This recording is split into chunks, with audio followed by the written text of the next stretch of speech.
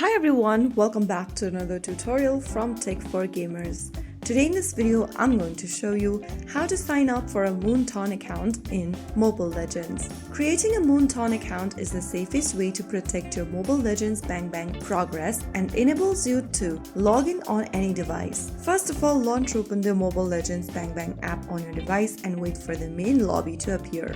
From the lobby screen, go ahead and tap on your profile avatar at the top left corner. From your profile section, go to the left hand side and look for account option and tap on it.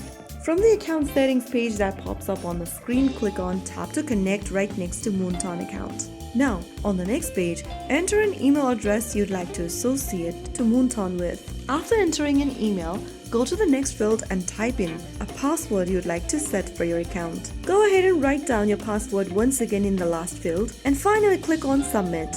Complete the verification on the screen and a verification email will be sent to your email address. Go ahead and open it up. You'll then receive an email from Moonton account. Open it up and click on the Activate Now button. Soon after you do that, you will then be able to sign up for a Moonton account in Mobile Legends. Your Moonton account should now show as bound in the account section.